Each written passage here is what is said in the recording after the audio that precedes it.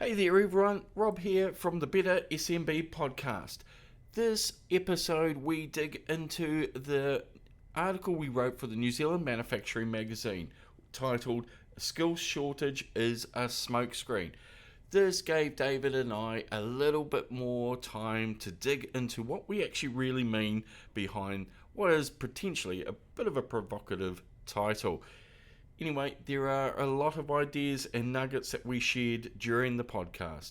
So hopefully there are a few things that you can take away into your business so you can become a better SMB. Anyway, that's enough from me. On with the show.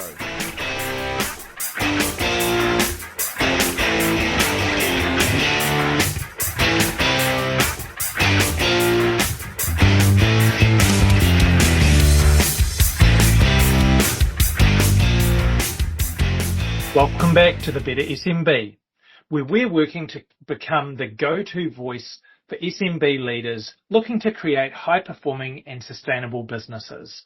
I'm David Alterner. And I'm Rob Bull.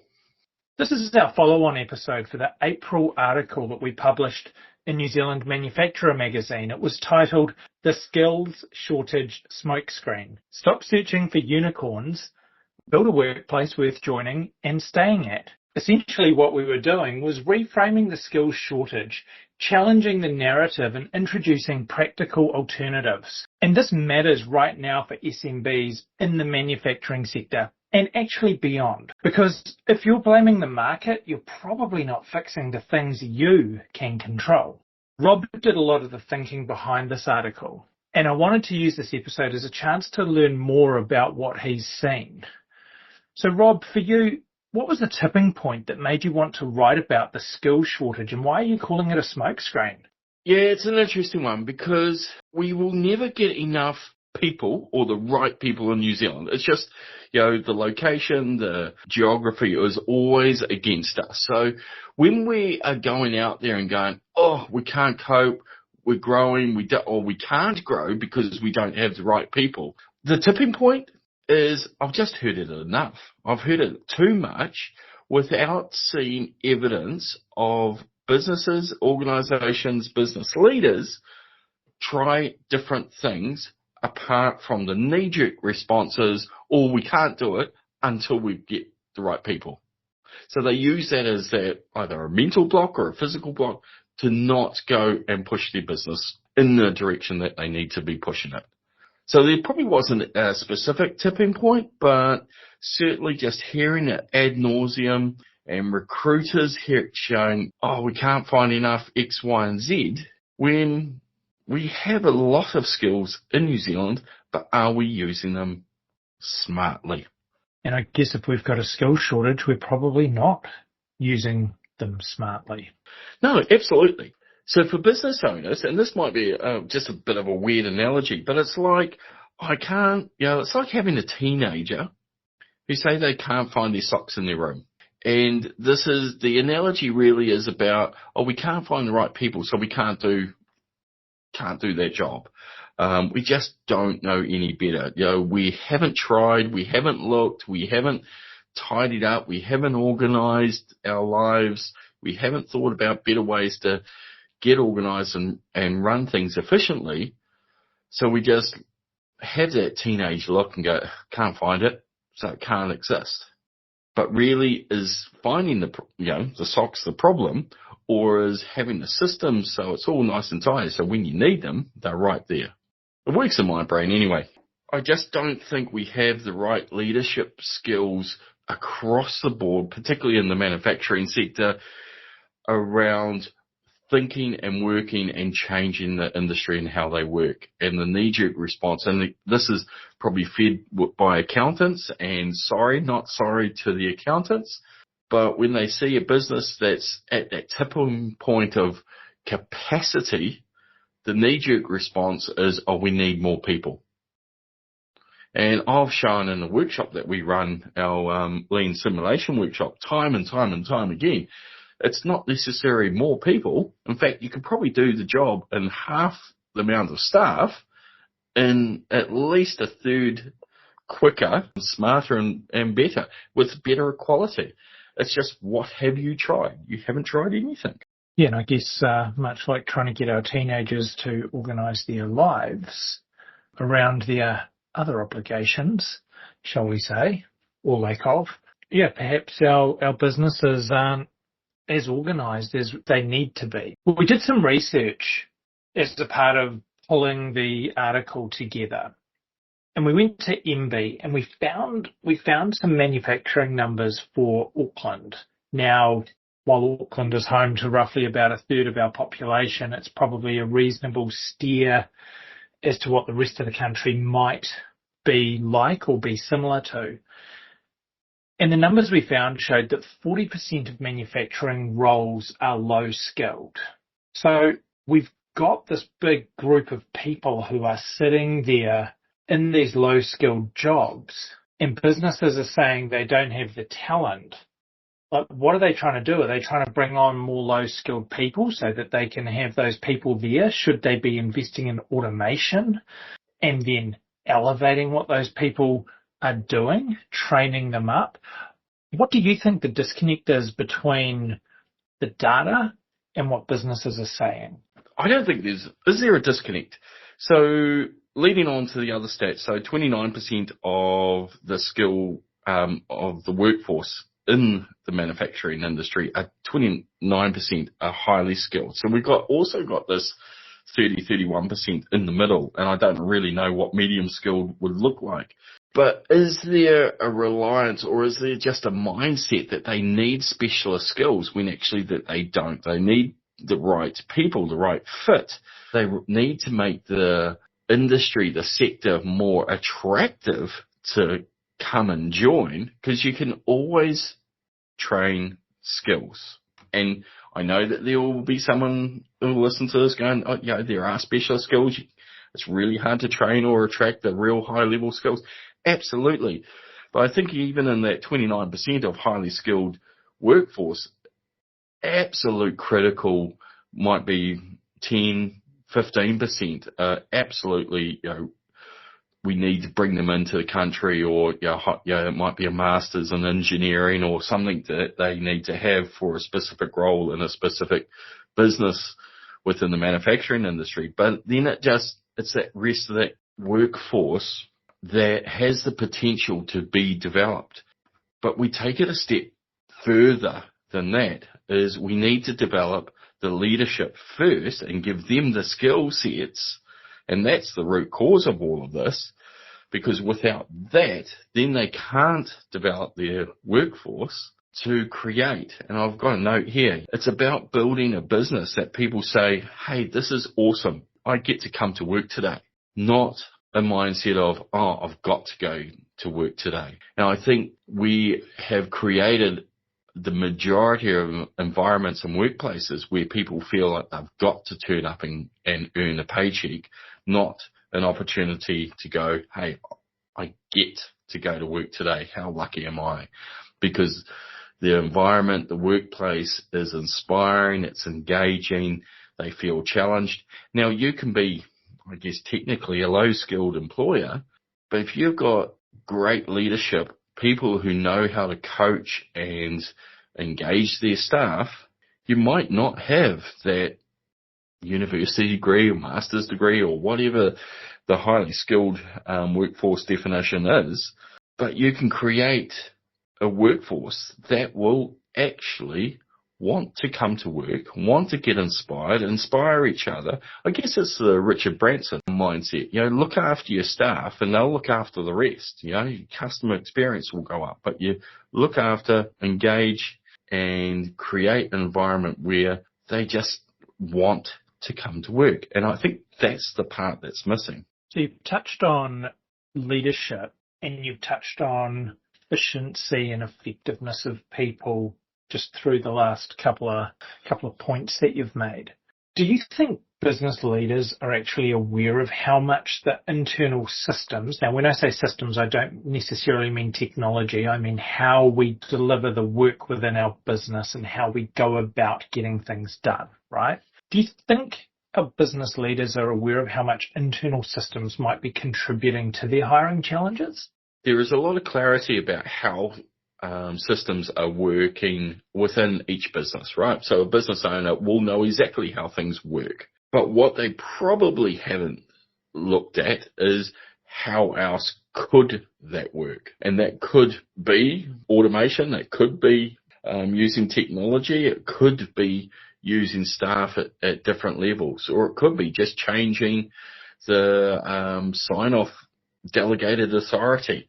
So people don't need to wait for their team leader or a manager to get approvals for something, that they can just go off and do it. Now that comes with a bit of trust and a bit of transparency and all of that, but a lot of that leadership, they don't see how much their systems are costing them versus what they could be. And I think that's a pretty advanced skill set, really, to see through all the waste and looking at the opportunity of, hey, if we created a different process, a different system altogether, we could actually do this a lot smarter and a lot more profitable. And take the opportunity around at this stage. Now, this isn't, when we talk about efficiency and productivity and all of that, this isn't about creating an absolute monotone style work, real technical, step by step. People are almost robotic in their movements because we've made it so efficient that they've almost lost a little bit of that humanity. Like, we can get too efficient, too good. And I think that there's probably some case studies, I can't think of any off the top of my head, but it's not creating that organisation that's so systematized that it's almost dehumanized the staff input. This is about creating a place where people want to come and do their best jobs. And I think particularly, and we're going to talk about lean shortly anyway, but lean thinking is, people go, oh, that's all about being so productive and taking out all the waste and all that. No, actually, it's about engaging your staff to stop doing all the dumb stuff so that they get to do the stuff that they really enjoy or they're really passionate about. Not, I've got the vision of Pink Floyd, The Wall, back in the original video, it's very black and white, real metronome type movements. There's no humanity left in the whole system. This is about quite the opposite. It's about putting more of that humanity, putting that wellness approach to it, because we know the research tells us, and Gallup have done the research decades after decades after decades now. I think they're about 30 or 40 years into doing the same research, that a highly engaged workforce works, I think it's 19.7, I always round up to 20% more productive. That's the disconnect I see around leadership and the skills and the gap of where the manufacturing sector, certainly through all the stats that we've seen and the evidence, I see a few businesses, certainly not all of them, that's the step that is a glaring gap in this country. So let's talk about businesses that are getting it right. We grabbed the Jones and Sandford Joinery case study. I thought that was an amazing case study where they multiplied what they were outputting without increasing the real estate footprint or staff. I mean, it seemed pretty crazy. So from your perspective, what stood out to you most about how they approached things differently? This is a really interesting case study because for me, it's stuff that we see every day. So for the listeners out there, it's a Callahan Innovation case study.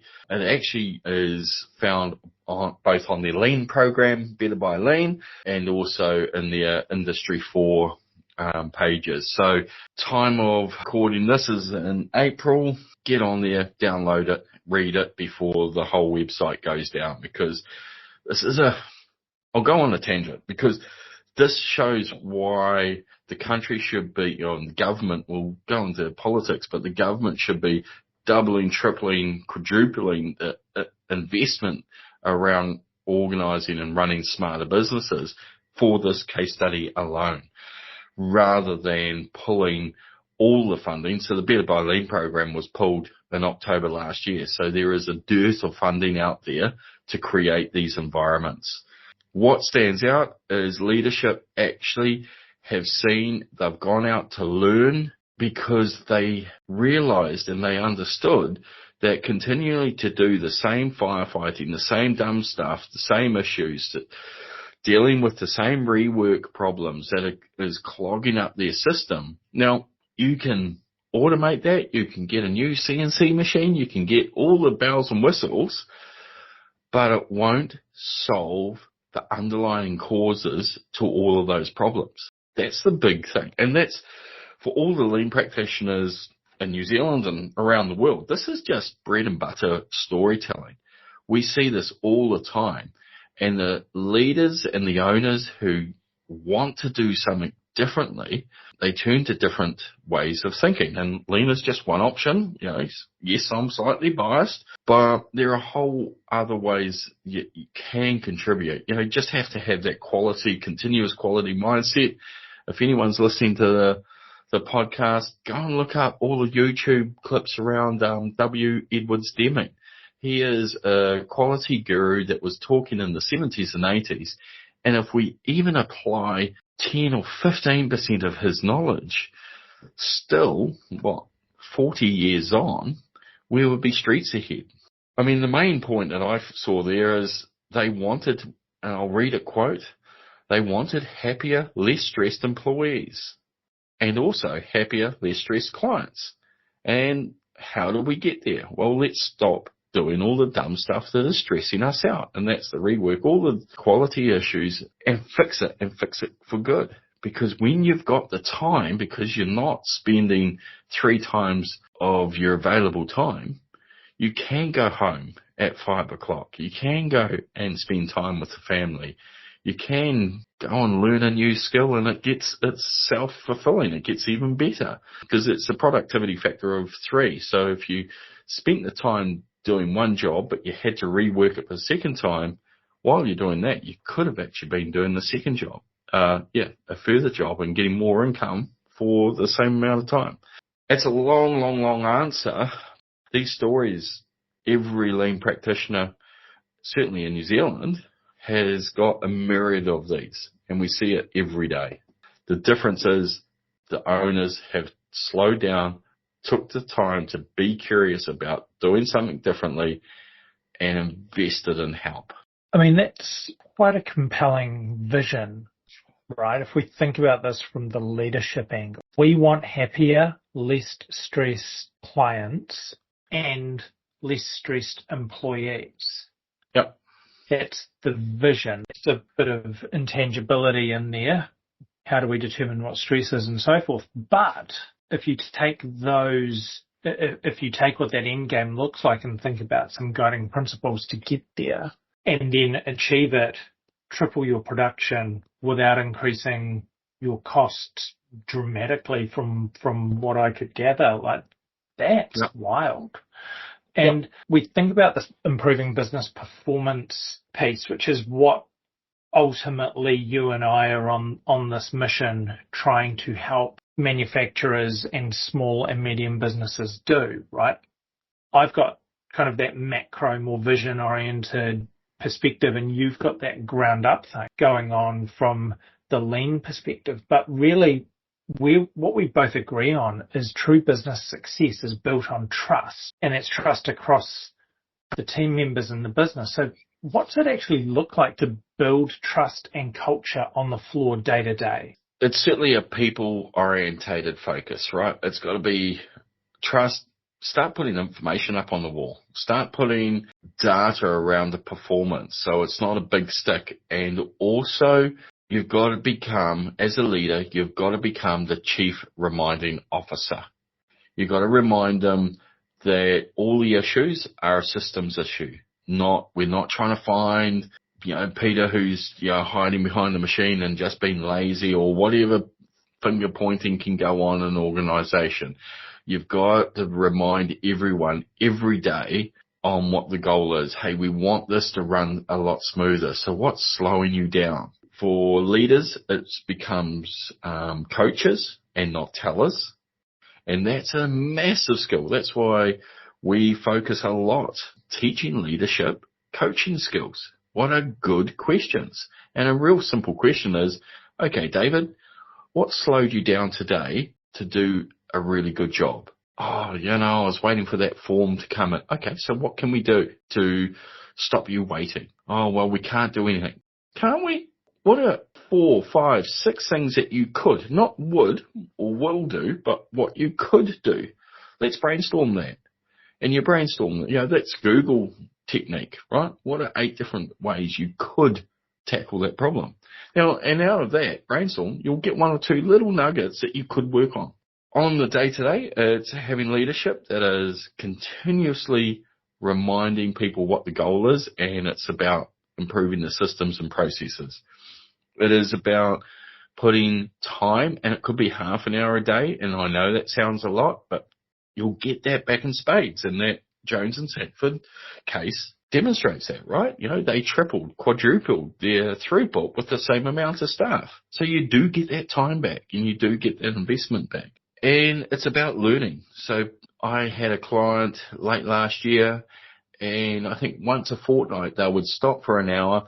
They'll put a YouTube clip on and watch a few lean videos that are around the world, get inspired, turn around to their workshop and go, right, what's one thing we can do out of that video today or this week? And it might be just stop and clean up. Start there. Every day, I'm a big fan of daily toolbox meetings. I don't care what business or how many staff you're in, you can have daily toolbox meetings. Start setting what does a good day look like today, what's our game plan, and break it down, communicate, and become that chief reminding officer. That trust is about communication. It's about, sharing information, making it visible, and following through. And from trust comes culture, right? Well, interesting. We always talk about culture, and it's one of those terms that I define as white noise. People go, oh, I'd love to have a positive culture. And so when you break down culture, I always ask people, go online, go to one of the dictionaries and tell me what the definition of culture is. And it will always be something around the daily actions and behaviours that are acceptable of a group of people at any one time. So if you want a positive culture, well, turn up on time as a leader and be really positive about achieving some good shit. Then you're role modeling it because it's the behaviours and actions that are acceptable by the group. If you want to walk past a piece of paper on the ground, well, you're setting the culture. You're setting the standard. Leadership is critical, make or break, and it is pretty repetitive. It's really tough, but you have to have that discipline to run through each day and do the basics exceptionally well. And I guess much like teenagers, in reminding and getting those eye rolls, eventually, when they start repeating you, then you know that they've finally got it. So speaking of children, you often ask, would you want your kids to work here? And I think we called that out in the article. Yep. Why is that such a powerful test for leaders to apply to their own business? Well, because it's about, I think it goes back to that word culture that we've just talked about, right? Is this an inspiring place to be? Is it a safe place to be? Is it a respectful place to be? That's very much the people side of it first. And then, is this a place where everyone else wants to beat the door down and come and work here? Is it a place where we can actually produce something that we're really proud of? Is this world class, or are we just getting the job done? Are we okay taking the shortcut as long as the customer doesn't catch us out? That's how I interpret that. Do you want your kids to work here? Is this a great place that they can have role models around them, not just you as a parent, but also staff, team members, particularly when you're not around, that they'll treat each other respectfully and challenge and learn and inspire and have fun. This is not always about, again, going back to Pink Floyd, The Wall, it doesn't have to be really black and white and cold and dark and awful place to work. All of this can be done with a little bit of fun. So yeah, and it goes back to that statement is, can we create an environment where you've got team members waking up on a Monday and going, awesome, I get to go to work today.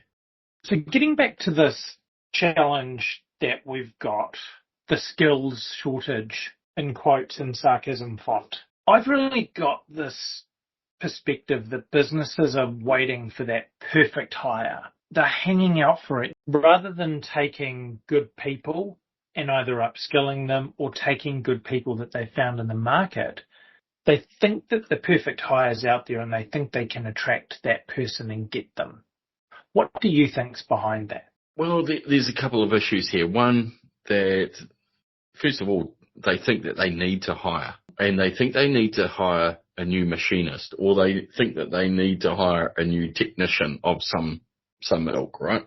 Many of the businesses I work with, it's kind of, we talked about the low skilled, and this is about hiring the school leaver to be the pick boy or girl, go around and take the paperwork to the technician so they don't have to always leave their area to go up to the office and grab the new job and come down, or go and find the new, the next bit of materials or tools or whatever. So you've got hire underneath those technicians so they can be kind of your feeding your tool boy at the right time. So it's that just-in-time theory.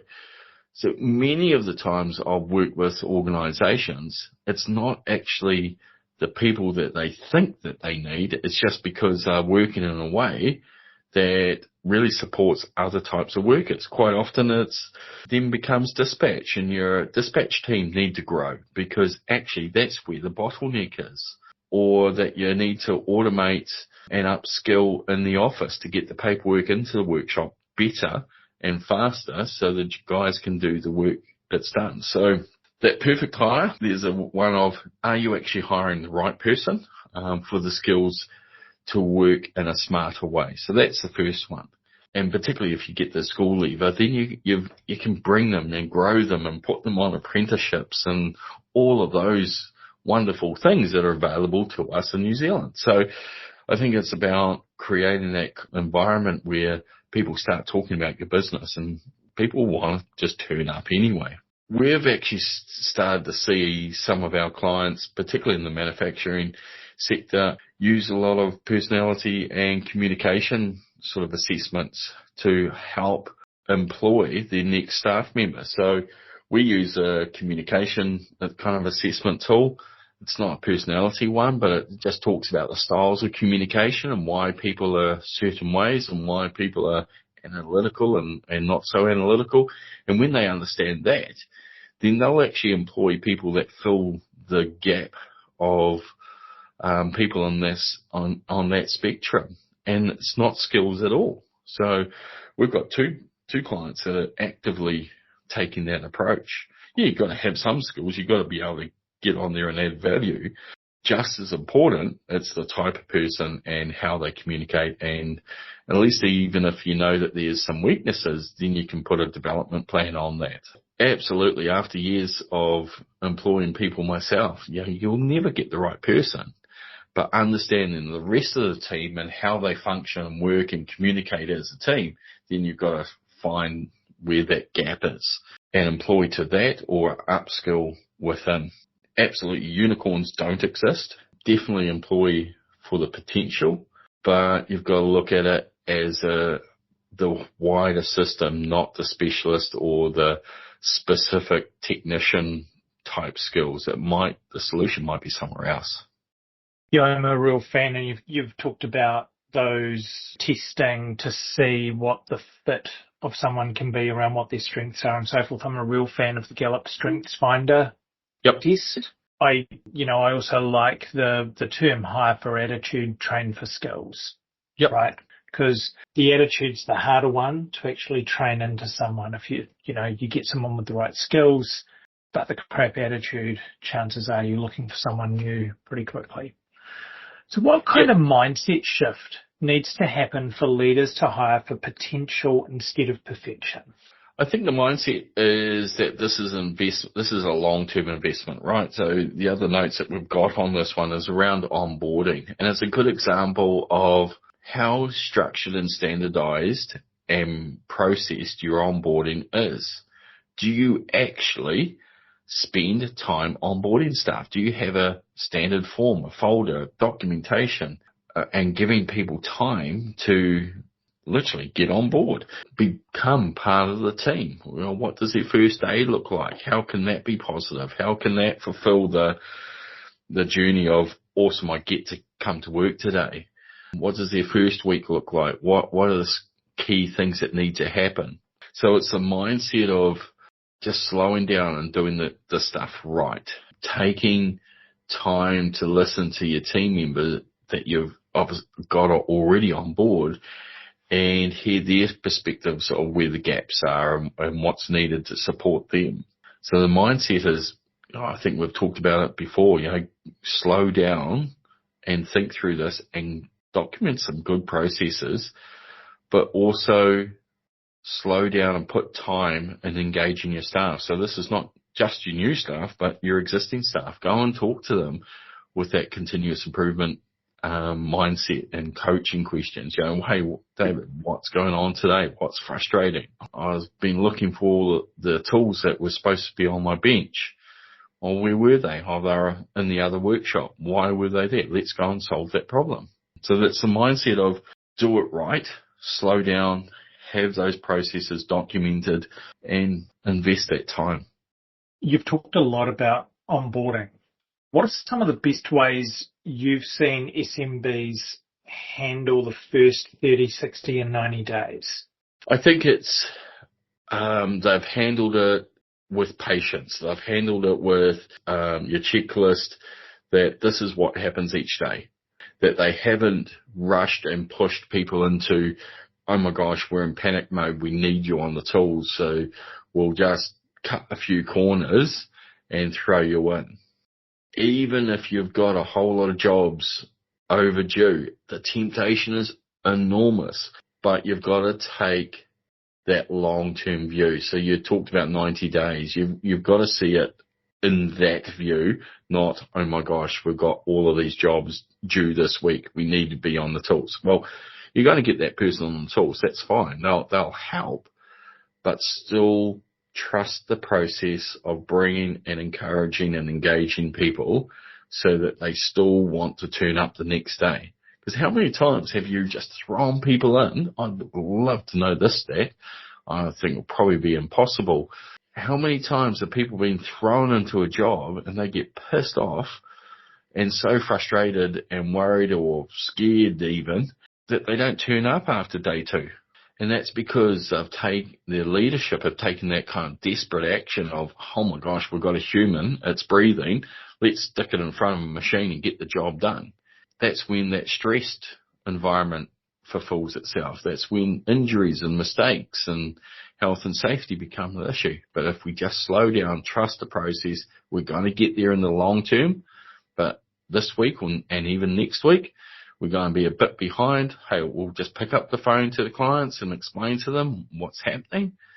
Most of my experience are pretty reasonable when you give them a heads up. So again, goes back to that whole communication, pretty much a secret sauce, that word, and take the long term.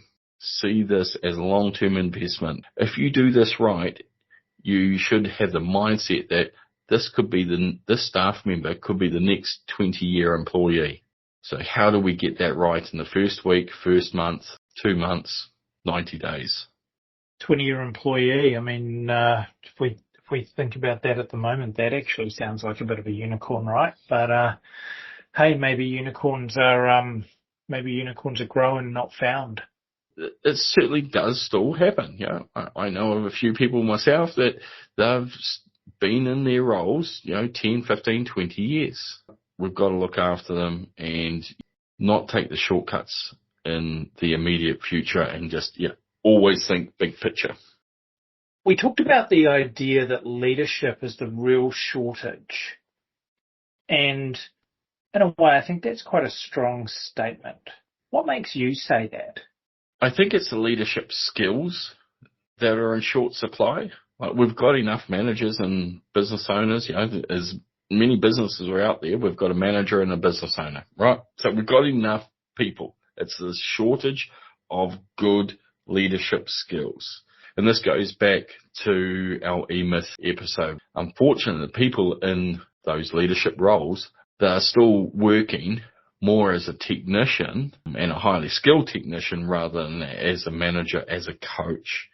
So I think we've got a shortage of those skill sets. So it is about investing that lead, in yourself as a leader, looking to invest in your communication skills. There are courses all over the place around how do I communicate? How do I coach my team? It's not more of the, what's the next AI tool and all of that kind of stuff. That will come. I think there's the shortage of having the right people skills to drive that engaging culture. I don't know the reason why, but I'm going to have a few guesses. I think it's about not seeing or valuing those soft skills, human skills. No, they're not soft skills. I heard the other day they shouldn't be called soft skills because they're actually hard.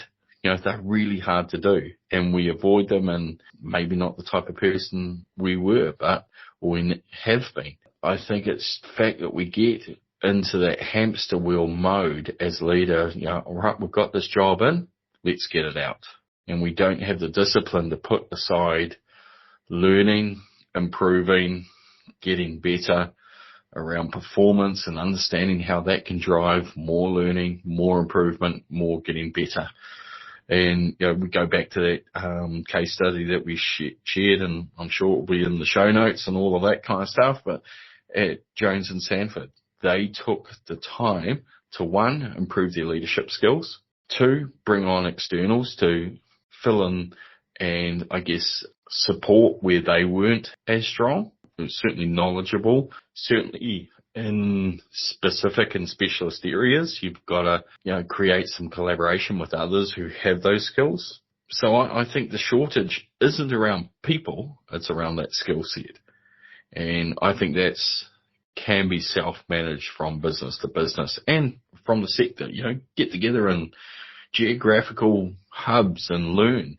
I know in the Waikato, there's a group that, around lean, and different businesses once, I think it's every 2 months, get together and go and visit each other's businesses and learn off each other.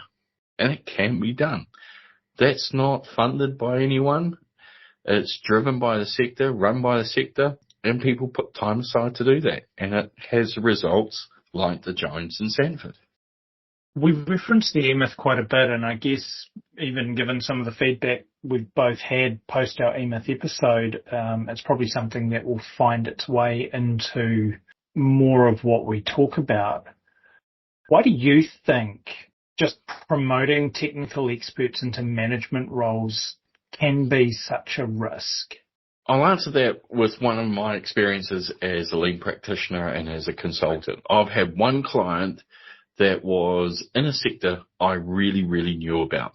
It was a health organization. I knew the business and the processes probably just as well as the organization I was working with. And it wasn't my most successful engagement. Now, the risk was that we all skipped steps. We all knew what the result or the answer should or could be. When you don't know what the business or the sector is trying to do, or the technical work that's being done, you can ask those 5-year-old questions. And the risk of bringing a technician into a leadership role, don't get me wrong, there are great ex-technicians that become awesome leaders. But the risk of having someone highly technical, one, why would you take your best player out of the team? It's always confusing to me. Two, that they become a teller, not a leader. They tell people how to do the job. And also, when they get curious about the job, they don't see all the small, minute jobs. They can see how it should or could work and go straight to the answer. Whereas if you have a leader that isn't as proficient, but has great leadership skills, they can ask questions without a whole lot of assumptions that underlining the observation and knowledge and all of that kind of stuff. So to me, that's the risk. Not saying it can't be done. It's just you've got to make sure that you fill those gaps, and as long as you're aware of it, it can be quite effective. That's the story of our time at the moment. I'm too busy. I'm busy. You ask somebody, how are you? I'm busy. Really busy. Insanely busy. I've probably found myself saying that a few times today. Where can business owners start if they want to lift their leadership capability but feel too busy or stretched already? Stop. Turn off the phone. Get out of the office. Get away from all the noise. Start trusting your team. Let them get on with the job. If you want to talk about transparency, you've got to set this up, right? So you're talking to the team and going, hey, look, I want to improve myself as an owner, as a leader, be real transparent, really open. And there's a little bit of vulnerability around all of that. But you've got to set all of that up. Then stop. Get out of there and start learning. When I say stop, putting time aside to start learning some of these skills. Now, it might be a mentor. It might be employing, a specific coach. And a business coach isn't a coach. It's someone who is actually specialized in teaching coaching methodologies. Now, I know someone who's got that. So if people want to find out, contact me on LinkedIn and I'll pass on the details. But to stop being busy, you just need to stop, slow down and start learning about some of those skills. Watch a YouTube clip over breakfast time, over a coffee, before you start going down to the workshop. Watch something for 15 minutes or listen to a podcast like maybe not this one, but something around specific leadership skills that you like, that fits your personality, your style, and inspires you. Read a chapter in a book, one chapter before you go home in the evening, and let your team get on with the job. We've got one manager or owner. Every month when I see them, let your team do the job that you've employed them to do and start working on all the stuff that you want to work on. And it's taken about 4 to 5 months, but now he's starting action. In his words is, I've got so much more clarity. I've got time to do this. I've got time to do that. And that's slowly taking trust for him to know that the team will do the stuff that he's employed them to do. But also he's been learning and he's picking up skills, and now he's got more time to pick up more skills. So his whole evolution as a leader will speed up 2 or 3-fold because it's all self-fulfilling. That extra time at the start was really hard for him. Believe me, he was a frazzled little cat. But now he's getting the benefits, the payback 3 or 4 months down the track. So this is why you need to look at all of the stuff as a long game. If you look at it as a short-term, quick win type thing, you're not going to achieve anything. You're going to fizzle out. All of a sudden, that momentum will start to take effect. It's having the balls, having the confidence, having the trust in your team to slow down, to stop, and actually look after yourself and start learning. And you go to the Regional Business Partner Network, every area in New Zealand's got one, got an agency who can sit down, listen to what you need, and actually get some funding to get some of that support. So it's out there. I don't think that we've invested enough from a central government point of view to support that, but those services are definitely out there. Go and talk to people. Talk to your Chamber of Commerce's. Who do they know? There'll be members that they can refer you on to. Thanks, Rob. I guess the takeaway from this is skill shortages are real, but they're not what you think. You've already got team members that have the right attitudes and they're already working in your business, and it's likely there's others out there. And remember, you can train for the skills you need. You can upskill the people you've got. You don't need a government policy or better candidates. You need to invest in getting better leadership and communication skills and creating an environment within your business where people want to join and stay. Be that business that whatever Callaghan innovation is being replaced by is showcasing you because you grew your performance 3, 4 or 10x. Fixing this is 100% within your control. Now, in our next episode, we're going to be joined by Ben Kane. He's a partner at James and Wells, or JAWS for short, to talk about intellectual property, how to protect what you've built, how to think differently about innovation and commercialization as an SMB, and ultimately building value into your business. Thanks for listening. Hey there. If you've made it this far into the podcast, hopefully that means that you're finding the information and topics David and I are talking about really useful for you as a business leader and an SMB owner. Now, just to support us so we can do even more, please hit that like button and follow us on the platforms that you have so we can continue making the Better SMB podcast. Thanks for listening.